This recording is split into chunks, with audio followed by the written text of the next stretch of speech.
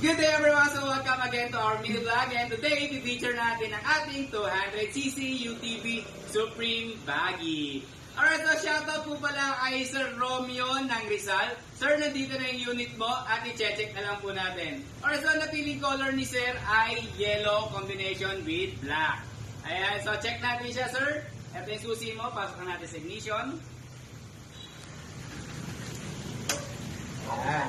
So try natin mag-signal light to our left and signal light to our right. Okay, busina. Then try natin yung ilaw. This is low and high. Low. Okay.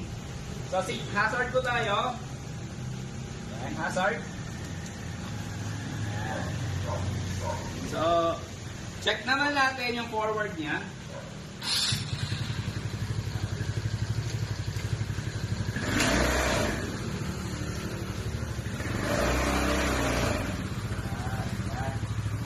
Pakita ko lang po yung loob ng ating baggy. So dito makikita yung mga console niya, yung para sa kanyang RPM, then battery, sa busina, then signal light, ilaw, then high and low, then hazard. So dito lang po yung ating start button. Okay, siyempre kagandahan sa kanya, parang naka-recaro seat na po yung kanyang upuan. Ayan o, makikita mo, komportable, parang racing na rin talaga siya. And at the same time, yung kanyang seatbelt. Yung seatbelt niya, sporty type na rin. So, pakita ko lang po sa inyo. Ayan. So, once na magsi-seatbelt tayo, para tayong nasa sports car. Ayan. Pang racing na rin. Ayan, taba kasi. Ayan. Ito na po. And ngayon, try naman natin sa likuran.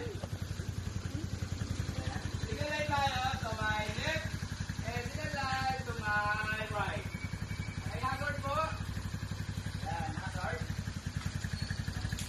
Pakita ko lang yung sa likuran niya po. Okay, patay muna natin. So, ang kagandahan dito sa ating baggy, hindi ka lang basta mag-rely doon sa kanyang electric start. Kasi meron siyang full start na tinatawag. So, ito, makikita mo dito, meron siyang full start. Okay, ayan, no, narinig nyo, one click lang, nag-open na siya. Ayan, no. Check lang natin. Ayan. Okay, so reverse po tayo.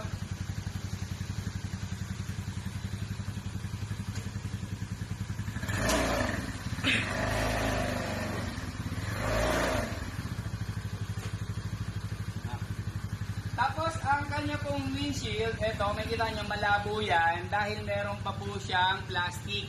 Ipipil off lang po natin yan nang sa ganon luminaw yung kanyang pagiging active. Alright, so shoutout po muli kay Sir Romeo. Sir, thank you so much sa pag-avail at nandito yung unit mo and ready to ship na po. By bukas, pa-wait na lang po. At sa lahat po na nagnanais na magkaroon ng ganitong klaseng unit, call nyo lang po kami sa number na may kita nyo dyan. At thank you so much everyone. Bye-bye!